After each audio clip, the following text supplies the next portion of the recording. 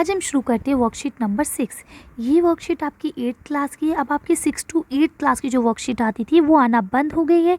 इसके अलावा देखिए आज आपकी एसएसटी की वर्कशीट आई है और इसी के नीचे अगर हम देखें तो ये देखिए ये आपको इंग्लिश की वर्कशीट भी इसी के साथ दी गई है।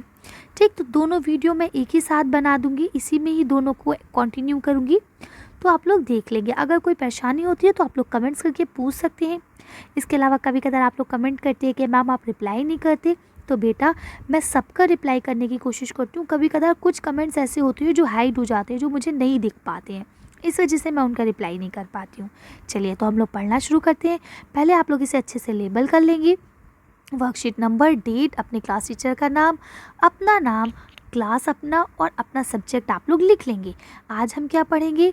Conservation of non renewable resources, यानी कि जो रिसोर्सेज नहीं दोबारा होती या उन्हें होने में लाखों साल हज़ारों साल लगते, उनको हम किस तरह से बचा सकते हैं। Non renewable resources are those resources which have limited reviews, यानी कि नॉन रिन्यूएबल रिसोर्सेज उन्हें कहा जाता है जो हमारे पास लिमिटेड है, जो एक हमारे पास मात्रा में, जो मतलब ज़्यादा नहीं है, जिनका क्या है once the receive are excuse it may take thousand of year of regenerate, यानी कि अगर हम उसे एक बार यूज़ कर लेते हैं तो हज़ारों साल लग जाते हैं उसको दोबारा बनने में।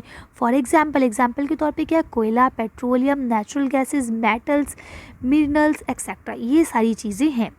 Each person can contribute to the conversation of resources by reducing consumption, यानी कि हर इंसान जो आपका ये है संसाधन संरक्षण, उसमें अपना योगदान दे सकता है। कैसे दे सकता है? कि कंजप्शन को कम करे, यानी जितनी ज़रूरत है उतना ना ले, रिसाइकिल करे या रीयूज़ करे। As well all organism are interconnect so each one play an important role in this. अगर हर इंसान ऐसा करेगा तो हर कोई इसमें एक अपना अच्छा रोल निभा सकता है, जिससे हम लोग संसाधनों को बचा भी सकते हैं। रिमेंबर, याद रहे, that we have to use resources wisely, justly and find other option in their places so that our future generation can also use them. याद रहे, अगर हम इसका समझदारी से, अक्लमंदी से इस्तेमाल करते हैं तो क्या होगा, या इसका कोई ऑप्शन ढूंढते हैं तो उससे ये रहेगा कि फ्यूचर वाली जनरेशन भी इसका यूज़ कर पाएगी। नहीं तो हमें सब कुछ ख़त्म कर देंगे तो फ्यूचर जनरेशन के लिए कुछ भी नहीं बचेगा। एक्टिविटी अब आपकी क्या शुरू होती है? इन द फॉलोइंग टेबल, ये जो आपको टेबल्स दिए गए हैं, right the use of non renewable resources. Non renewable resources की यूज़ आपको लिखनी है। अब यहाँ देखिए, रिसोर्सेज यूज़। अब पेट्रोल क्या है? एज फ्यूल फॉर व्हीकल, यानी कि गाड़ियों में पड़ने वाले पेट्रोल के रूप में इस्तेमाल किया जाता है। अब अगला क्या है? आयरन। तो चलिए आयरन का देखते हैं कि आयरन का क्या मतलब है, उसको हम कैसे। अब आप इसका आंसर यहाँ से लिखेंगे, it is used for the manufacture of the steel and it is also use civil engineering such as reinforcements construction girders, यानी कि अब ये क्या बोलते हैं कि जो भी लोहा है ये आपका किस किस चीज़ों में यूज़ होता है? बर्तन वगैरह के बनाने में भी यूज़ होता है, स्टील का सामान वगैरह। इसके अलावा जो इसका मेनली यूज़ है वो सिविल इंजीनियरिंग के लिए, यानी कि घर बनाना, मकान बनाना, इस चीज़ के लिए। ठीक है, तो आप इसका आंसर यहाँ से यहाँ तक लिख लेंगे। चलिए नेक्स्ट क्वेश्चन देखते हैं। है आपका कोल, जिसे आप लोग कोयला भी कहते हैं। ठीक है, तो कोल का क्या यूज़ है, इसे हम कैसे यूज़ करते हैं? चलिए इसका आंसर देख लेते हैं। इसका आंसर यहाँ से लिख सकते हैं, कोयला is primarily use as a fuel to make electricity, यानी कि कोयला जो है वो इलेक्ट्रिसिटी बनाने के इस्तेमाल में लिया जाता है। चलिए अगला क्वेश्चन देखते हैं हम लोग। आपका नेक्स्ट क्वेश्चन दिया गया है कि इन the following table right the way of conservation of resources, यानी इसमें यहाँ जो आपको रिसोर्सेज दिए गए इनको हम कैसे बचा सकते हैं। तो देखिए जैसे रिसोर्सेज दिया गया तो यहाँ क्या दिया गया? पेट्रोल। तो पेट्रोल को कैसे बचा सकते हैं? To switch off the engine of vehicle at red light, यानी कि जब लाल बत्ती हो तो हमें इंजन को, गाड़ी के इंजन को बंद कर देना चाहिए, जिससे पेट्रोल बच सके। इस तरह से चलिए एलपीजी को देख लेते हैं कि एलपीजी को हम लोग कैसे बचा सकते हैं। हम यहाँ से आंसर लिखेंगे, use pressure vessel wherever possible, यानी कि हमें प्रेशर कुकर का इस्तेमाल करना चाहिए जब भी मतलब पॉसिबल हो। क्यों? क्योंकि प्रेशर कुकर एक ऐसी चीज़ है जिसमें खाना बहुत जल्दी पकता है, जिसमें गैस कम यूज़ होती है। ठीक है, तो आप इसका आंसर यहाँ से यहाँ तक पूरा लिख लेंगे। चलिए नेक्स्ट क्वेश्चन देखते हैं। अब आपका अगला है एल्युमिनियम। तो अब एल्युमिनियम को हम लोग कैसे बचा सकते हैं, चलिए इसका आंसर देखते हैं। कैसे यूज़ करते हैं हम इसे, यूज़ स्टील एंड स्टिल्स यानी कि बर्तन बनाने के लिए इस्तेमाल करते हैं। चलिए नेक्स्ट क्वेश्चन देखते हैं। आपका यहाँ नेक्स्ट दिया गया है, we can also adopt the 4R formula to conserve resources, यानी रिसोर्सेज को बचाने के लिए हम लोग 4R फॉर्मूला भी यूज़ कर सकते हैं। ये आपका साइंस और एसएसटी दोनों में क्वेश्चन आता है कि व्हाट इज़ 4R, 4R क्या है। तो ये क्या है, देखिए ये है रिड्यूस, रीयूज़, रिप्लेस और रिसाइकल। ठीक है, ये 4R कहलाते हैं। अब हम पढ़ लेते क्या, according one can reduce, reuse, replace और recycle the use of resources to conserve them. देखिए रिड्यूस का मतलब क्या होता है, कम करना, अपनी आवश्यकताओं को कम करना। रीयूज़ का मतलब क्या होता है, उस चीज़ को दोबारा यूज़ करना। रिप्लेस यानी उसकी जगह पे कोई दूसरा विकल्प चुनना। और रिसाइकिल उसको गला के उसे दोबारा से इस्तेमाल कर लेना। ठीक है, तो इस तरह से आप ये सारे लिख लेंगी। अब आके यह लिखा है, देखिए now in the following table, ये जो आपको टेबल दी गई है, right the name of the way to conserve the resources out of the following 3 ways. इन 3 वेज में से कौन कौन से में क्या इस्तेमाल हुआ है। देखिए using clothes bag instead of the plastic bag, यानी प्लास्टिक बैग की जगह पे हमें कपड़े का बैग इस्तेमाल करना। तो ये हमने क्या किया, ये हमने किया रिप्लेस। यहाँ क्या आ जाएगा, रिप्लेस, यानी हमने एक की जगह पे दूसरे का इस्तेमाल शुरू कर दिया। Use of old iron to making something new by melting, यानी गला के उसको दोबारा यूज़ करना। तो ये क्या कहलाता है, ये कहलाता है रिसाइकिल। ठीक है, यहाँ लिखा है using drier leaves in the place of utensils, यानी जो बर्तन है उनकी जगह पे उसको यूज़ करना, पत्तियों को यूज़ करना, ये भी रिप्लेस है। ठीक है, क्योंकि हमने एक चीज़ की जगह पे दूसरी चीज़ का इस्तेमाल करना शुरू किया है। चलिए पहला क्वेश्चन अब आपका देख लेते हैं। तो आपका फर्स्ट क्वेश्चन क्या है, यह लिखा है इमेजिन एंड राइट, सोचो और लिखो what would happen and how you will manage if you know suddenly that all the petroleum on earth will be exhausted next week, यानी जब आपको ये पता चलेगा कि धरती पे जितना भी पेट्रोलियम है वो अगले हफ्ते सब ख़त्म होने वाला है, तो आपको कैसा महसूस होगा और आप उसके लिए क्या करेंगे। चलिए इसका आंसर देखते हैं। इसका आंसर आप यहाँ से लिखेंगे, petroleum is an important part of our life, यानी पेट्रोलियम जो है वो हमारी ज़िंदगी का एक महत्वपूर्ण हिस्सा बन चुका है। Without it life will stop, इसके बिना ज़िंदगी रुक सी जाएगी। Everything from the stove for the house to the car will be finished, यानी घर के चूल्हे से लेके कार तक की सब कुछ ख़त्म हो जाएगा। क्यों, क्योंकि ये सब चीज़ें पेट्रोलियम पर ही निर्भर करती हैं। अब इसको हम संरक्षित कैसे करेंगे, चलिए इसका आंसर देख लेते हैं। अब देखिए आप इसका आंसर लिखेंगे, विल यूज़ स्प्रिंकली, यानी समझदारी से इसका इस्तेमाल करेंगे। विल स्टार्टेड प्रिवेंस इट, यानी इसको बचाना शुरू करेंगे। ऑल्सो फाइंड इज ऑप्शन, और इसके अलावा जो इसके अल्टरनेटिव ऑप्शंस हैं कि इसकी जगह पे हम ये यूज़ कर सकते हैं, उसको तलाश करना शुरू करेंगे। जैसे कि प्लास्टिक के बैग की जगह पे हम कपड़े का बैग इस्तेमाल कर सकते हैं, या स्टील की या लोहे की या इन सब चीज़ों की प्लेटों की जगह पे हम जो पत्ते की प्लेटें हैं उनका इस्तेमाल कर सकते हैं, है ना। तो ये चीज़ें ढूंढेंगे। चलिए नेक्स्ट क्वेश्चन पढ़ते हैं। अब आपका नेक्स्ट क्वेश्चन है, what are the thing are made of material in your house, कौन कौन सी चीज़ें आपके घर में ऐसी हैं जो मेटल से बनी हुई हैं। ठीक है, what will happen if all the metals are remove for the earth, यानी अगर सारा मेटल जो भी है वो सब अर्थ से चला जाए तो क्या होगा। तो देखिए आपके घर में बहुत सारी चीज़ें मेटल से बनी है। सबसे पहले तो आप मोबाइल लिख लेंगे, मोबाइल आपका मेटल से बना है। इसके अलावा और क्या चीज़ें आपके घर में मेटल से बनी हुई, आप जो भी चीज़ें, आप बहुत सारी चीज़ें सब लिख सकते हैं। कार है आपके घर में, कार भी मेटल से बना है, फ़ैन बना है मेटल से। इस तरह से आप ये लिख लेंगे। चलिए आगे का आंसर देखते हैं हम लोग। तो इसका आंसर यहाँ से लिखेंगे, इफ़ दिस हैपन, अगर ऐसा होता है, the thing made of metal will be finished, तो क्या होगा, सारी मेटल की जो भी चीज़ें है वो सब ख़त्म हो जाएंगी। Then we have to use their options, तो हमें इसके बदले का इसको ऑप्शन यूज़ करना पड़ेगा कि मेटल की जगह पे हम क्या यूज़ कर सकते हैं, जैसे पत्ते या और कुछ कागज़ का या कपड़े का, इस तरह से जो हम यूज़ कर सकते हैं वो हम करेंगे। चलिए नेक्स्ट क्वेश्चन देखते हैं। Now last question is, all thought we have renewable resources yet we need to conserve the non renewable resources, यानी जब हमें पता है कि हमारे पास renewable resources है, यानी जो दोबारा दोबारा बनते रहते हैं वो हैं, तो जो ऐसे resources है जो दोबारा नहीं बन सकते हम उसे क्यों बचा रहे हैं। वाई, बताइए। थिंक एंड राइट, सोचिए और लिखिए। ठीक है, चलिए तो इसका आंसर देख लेते हैं। इसका आंसर आप यहाँ से लिखेंगे, there are some non renewable resources. हमारे पास कुछ ऐसे नॉन रिन्यूएबल रिसोर्सेज हैं in the alternative of which can not use renewable resources, जिनके बदले में हम रिन्यूएबल रिसोर्सेज का इस्तेमाल नहीं कर सकते, यानी उनकी जगह पे वही इस्तेमाल होंगे। इसीलिए therefore there is a need to conserve non renewable resources, इसीलिए हमें नॉन रिन्यूएबल रिसोर्सेज को बचाना बहुत ज़रूरी है। तो आप इस तरह से यहाँ तक इसका आंसर लिख देंगे। चलिए आगे पढ़ लेते हैं।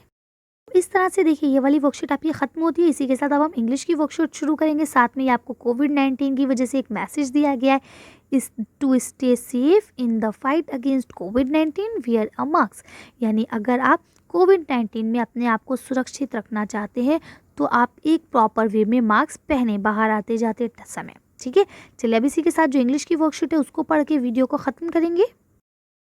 अब देखिए ये वर्कशीट भी आपकी 6 नंबर की है, ये इंग्लिश की है, क्लास 8 की है। अपना डेट, अपने टीचर का नाम, अपना नाम और ये एडिटिंग सब आप कर लेंगे जो भी है। ठीक है, अब आगे क्या लिखा है, part 2 of lesson tsunami continue. देखिए ये आपका पार्ट 2 नहीं है, ये पार्ट 4 या 5 होगा। ठीक है ना, लेकिन क्या है, सुनामी का सेकंड पार्ट है, इसलिए हम इसे पढ़ रहे हैं। तो चलिए पढ़ते हैं। क्या लिखा है, suppose you are at a beach. Suppose करो, इमेजिन करो कि आप एक बीच पे हो। Suddenly you hear a tsunami warning on the radio, और सडनली एकदम ही से आपके रेडियो पे ये वार्निंग आपको आए कि सुनामी आने वाली है। वॉट विल यू डू, फिर आप क्या करेंगे। Put a tick mark right against the sentence you think will help your escape tsunami, यानी उसके आगे टिक लगाए जो आपकी सुनामी में हेल्प करेगा, और उसके आगे क्रॉस का निशान लगाए जो आपको नॉन रिलेवेंट है, यानी कि जो आपकी हेल्प नहीं करेगा। तो अब हम लोग पढ़ते हैं। फर्स्ट पॉइंट क्या है आपका, देखिए, रन अवे फ्रॉम द बीच, हमें बीच से भाग जाना चाहिए। यस, हमें बीच से भाग के कोई सुरक्षित स्थान पे जाना चाहिए।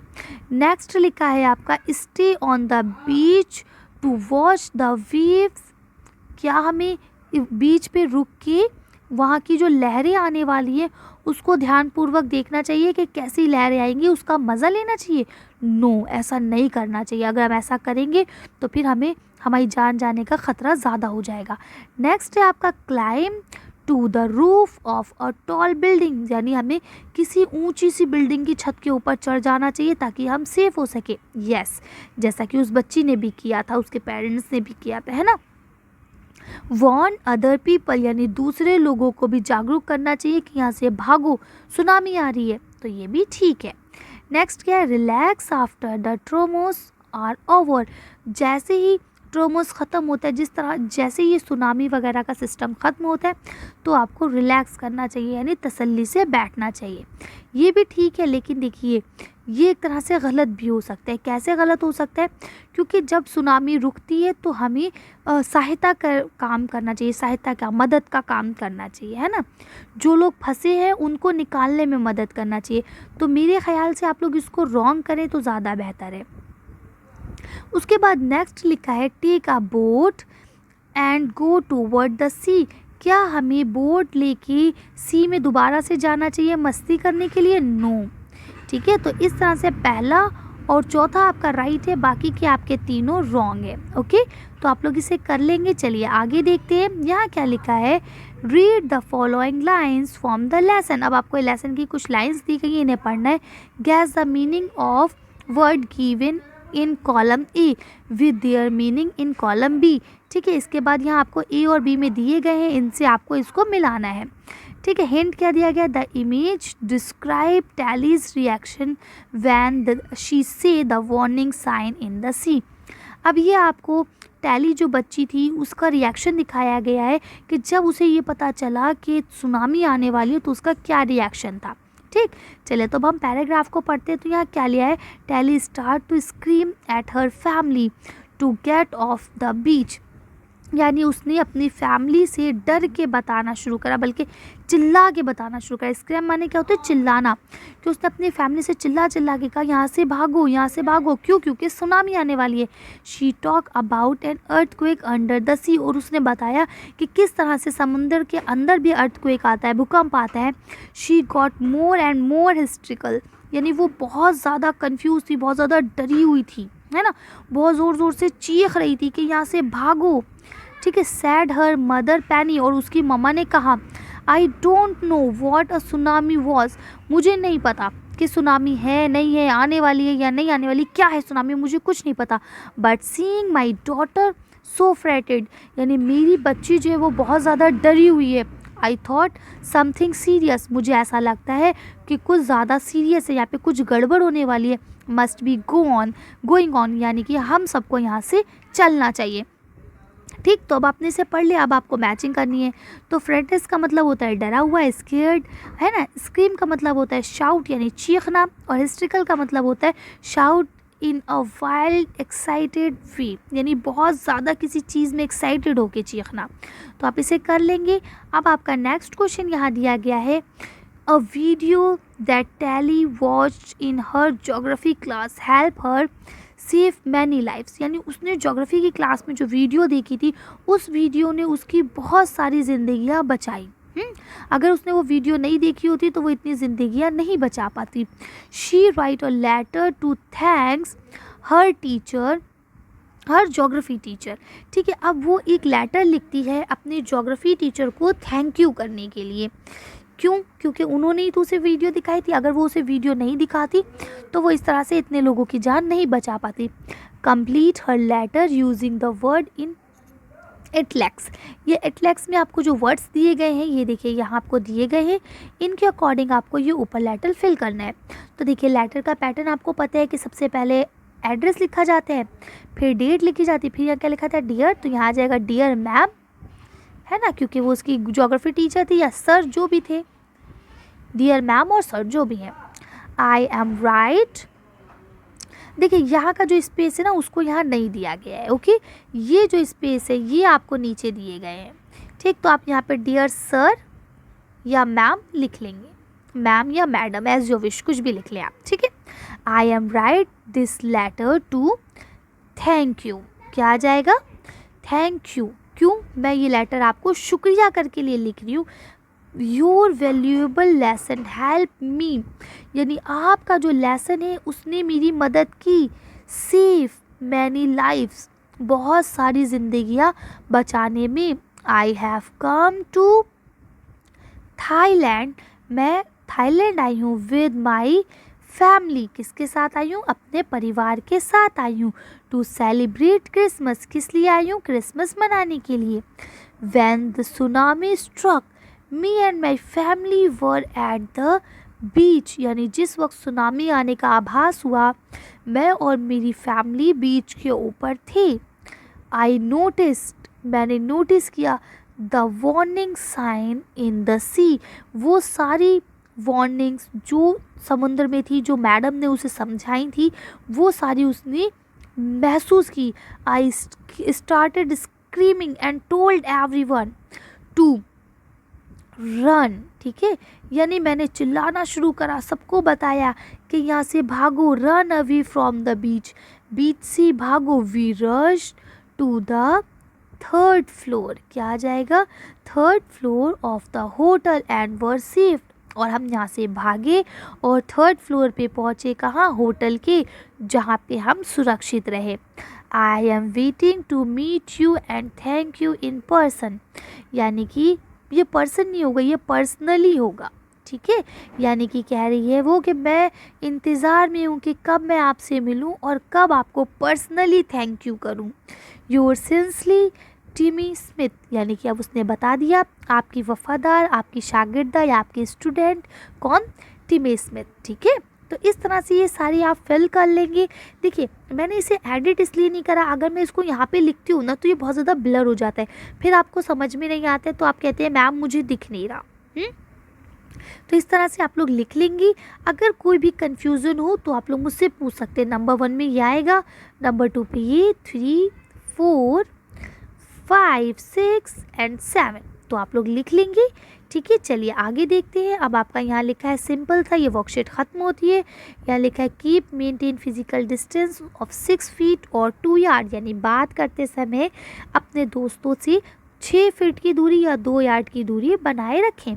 तो इस तरह से ये वर्कशीट आज हमारी पूरी होती है। आज की वर्कशीट में बस इतने ही। अगर आपको हमारी वीडियो पसंद आई हो तो प्लीज़ इसे लाइक और शेयर करें। अगर अभी तक आपने हमारे चैनल को सब्सक्राइब नहीं करा है तो प्लीज़ हमारे चैनल को सब्सक्राइब करें। Thank you for watching.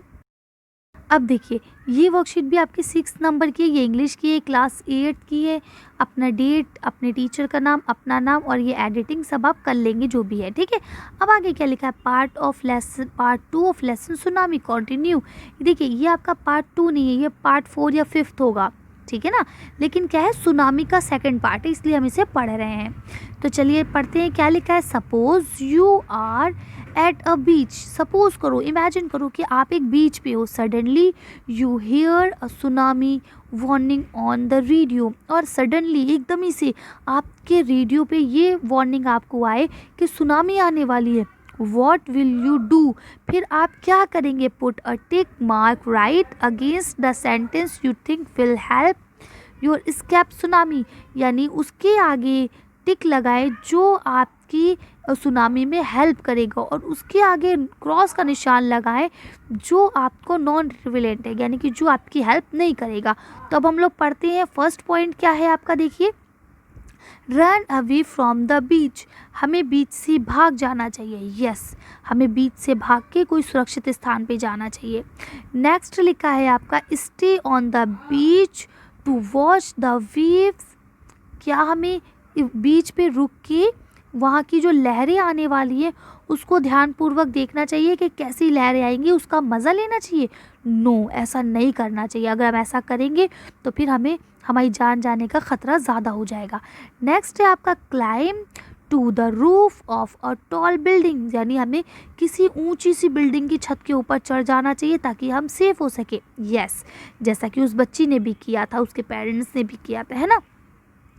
Warne other people, यानी दूसरे लोगों को भी जागरूक करना चाहिए कि यहाँ से भागो, सुनामी आ रही है। तो ये भी ठीक है। नेक्स्ट क्या है, relax after the tremors are over. जैसे ही ट्रोमोस ख़त्म होता है, जिस तरह जैसे ये सुनामी वगैरह का सिस्टम ख़त्म होता है तो आपको रिलैक्स करना चाहिए, यानी तसल्ली से बैठना चाहिए। ये भी ठीक है, लेकिन देखिए, ये एक तरह से गलत भी हो सकता है। कैसे गलत हो सकता है, क्योंकि जब सुनामी रुकती है तो हमें सहायता का काम करना चाहिए, सहायता का, मदद का काम करना चाहिए, है ना। जो लोग फंसे हैं उनको निकालने में मदद करना चाहिए।